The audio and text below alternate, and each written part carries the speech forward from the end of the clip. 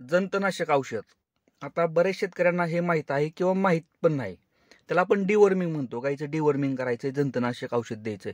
किरकोळ औषध आहे, बाजारामध्ये मेडिकलमध्ये सहज भेटतं, पण याचं फायदा किती आहेत अजून आपल्या शेतकऱ्यांना माहीत नाहीत.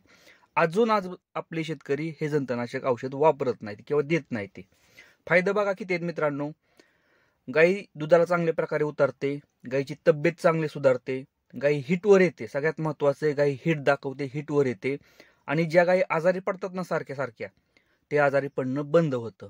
म्हणजे असे बरेचसे जे गोठ्यामध्ये प्रॉब्लेम होतात ना, ते सगळे सॉल्व्ह होतात फक्त जंतनाशक औषध पाजल्यामुळे.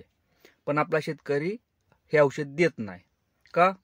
कारण आपल्या शेतकऱ्याला त्या औषधाविषयी माहीतच नाही किंवा हे औषध दिल्यामुळे हे प्रॉब्लेम सॉल्व्ह होतात. मित्रांनो, असे बरेचसे जे प्रॉब्लेम आहेत ना, की ह्या औषधामुळे, जंतनाशक औषध दिल्यामुळे सॉल्व्ह होतात. आपल्या शेतकऱ्याला हे माहीत नसल्यामुळे हा शेतकरी देत नाही. लक्षात असू द्या, हे औषध कधी द्यायचं, किती द्यायचं. गाई वेल्यानंतर, ज्या टायमिंगला आपली गाई वेते ना, वेल्यानंतर जार पडतो आणि गाई आजारी पडलेली नसावी. सगळ्यात महत्वाचं म्हणजे गाई आजारी वेल्यानंतर बऱ्याचशा टायमिंगला गाई आजारी पडतात, पण आजारी पडलेली नसावी. जार पडलाय, गाई चांगली ठणठणीत आहे, गाईला 21 दिवसानंतर आणि 30 दिवसाच्या आत पहिला डोस 100 ml चा जंतनाशकाचा द्यायचा आहे.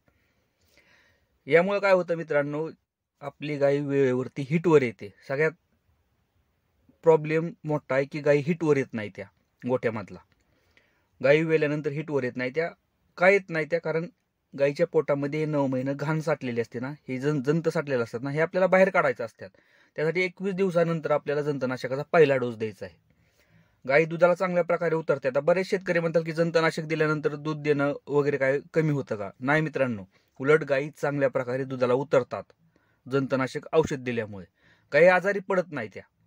म्हणजे काय होतं की स्ट्रेसमध्ये असतात ना गाई, ह्यात जात नाही त्या हे जंतनाशक औषध दिल्यामुळे. कारण जेवढं खाल्लंय ना तेवढं पचन होतं चांगल्या प्रकारे आणि त्यांच्या अंगी लागते, त्यामुळे त्यांची तब्येत चांगली सुधारते. मित्रांनो, यामागचं सायन्स आहे.